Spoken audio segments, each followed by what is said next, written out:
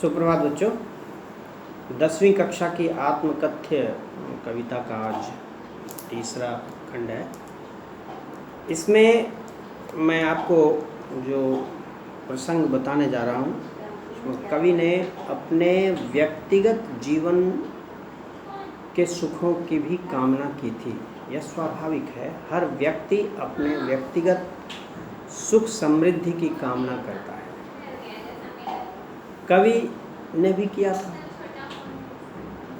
व्यक्तिगत जीवन में सुख हो, समृद्धि हो, प्रेम हो, प्रेमिका हो, सारी चीज़ों का जो सपना था उन्होंने भी देखा था। किंतु साधारण व्यक्ति में और कवि में अंतर है। अंतर क्या है कि कवि को ये महसूस हुआ कि जो व्यक्तिगत सुख और समृद्धि के सपने मैंने देखे थे वो नींद की अवस्था में देखे थे। यानी व्यक्तिगत सुख समृद्धि में अपने को केंद्रित रखना, ये एक प्रकार से नींद की अवस्था है, निद्रावस्था है। और अपने सुख को सामूहिक स्तर पर विस्तृत कर लेना, अर्थात सामूहिक सुख समृद्धि के बारे में सोचना, अपने देश और समाज के बारे में सोचना, यह एक प्रकार की जागृत अवस्था का होना है।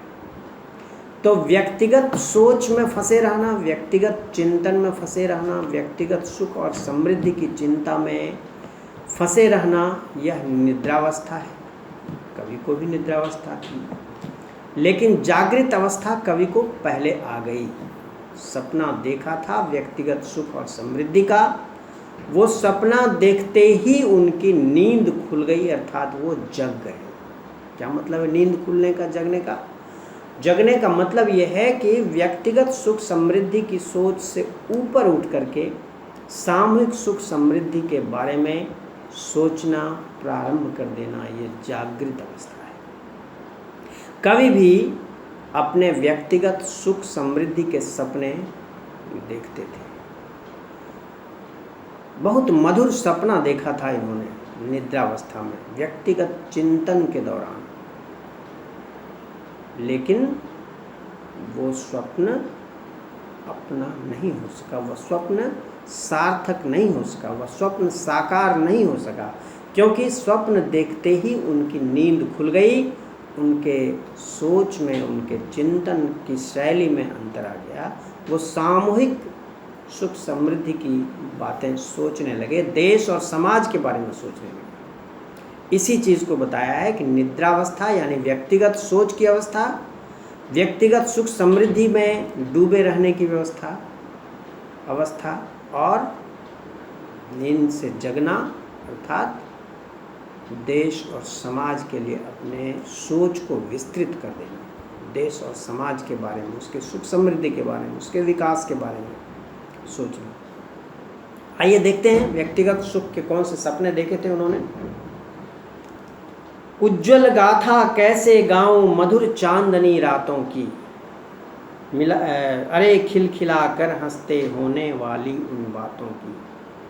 कवि ने अपने व्यक्तिगत जीवन में जो मधुर प्रणय लीला के सपने देखे थे, मधुर प्रेम के सपने देखे थे, वो कवि कहते हैं कि वह अपने नहीं हो सके। उसकी उज्ज्वल गाथा, उसकी मधुर कहानी मैं कैसे गाऊं, उज्ज्वल गाथा कैसे गाऊं मधुर चांदनी रातों की।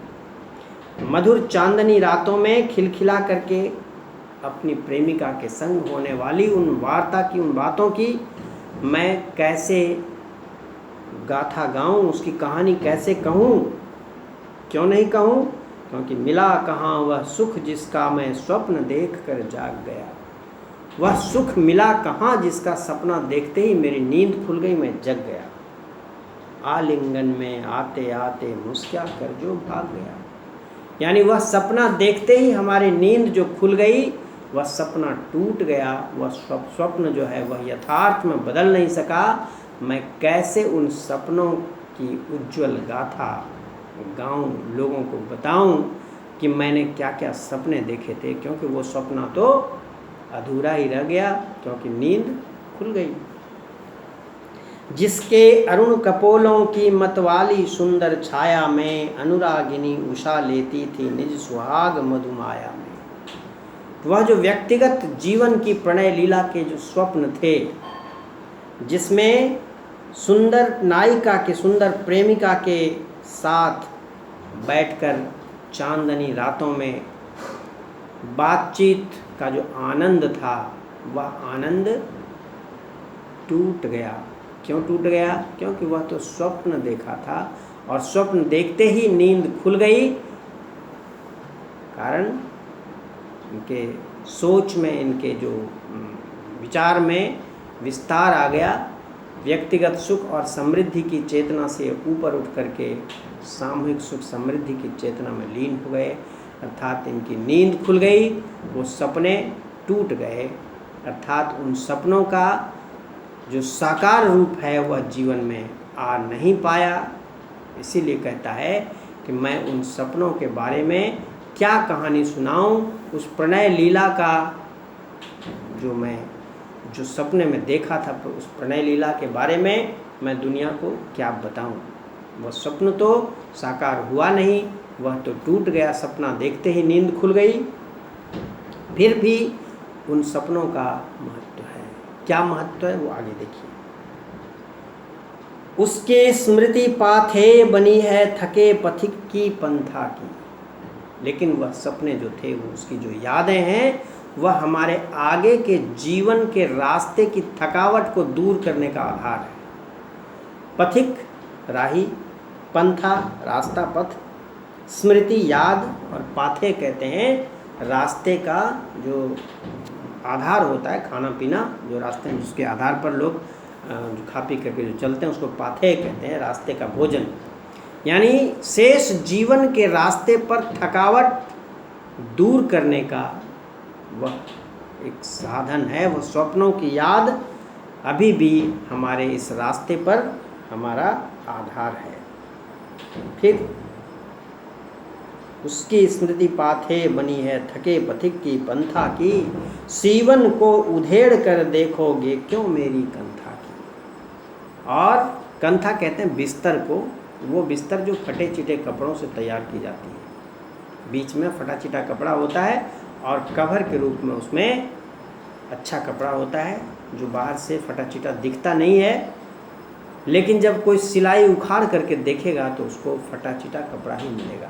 कवि कहता है कि मेरे जीवन का जो अनुभव है वह उस बिस्तर की तरह है, जो ऊपर से देखने में ठीक ठाक लगता है, लेकिन अंदर यदि सिलाई खोल करके, सीवन उधेड़ कर देखोगे, सिलाई खोल कर देखोगे तो उसमें केवल फटे चिटे कपड़े ही मिलेंगे, उसमें केवल कटु ही कटु अनुभव मिलेंगे, जो ऊपर से नहीं दिखते, अंदर रहते हैं। कहता है क्या तुम उसी सिलाई को उखाड़ करके मेरे अंदर की फटेहाली को देखना चाहते हो? सीवन को उधेड़ कर देखोगे क्यों मेरी कंथा की। फिर अगली बात, छोटे से जीवन की कैसे बड़ी कथाएं आज कहूँ, क्या यह अच्छा नहीं कि औरों की सुनता मैं मौन रहूं। फिर वही बात जो प्रारंभ में कही थी कि यह जो अनंत आकाश के नीचे जाने कितने लोग आए कितने गए, कोई स्थायी नहीं है, यानी यह जीवन क्षणिक है। इस क्षणिक जीवन की बड़ी बड़ी कहानियाँ मैं कैसे कहूँ, ये अच्छा नहीं लग रहा, मुझे कुछ पसंद नहीं है।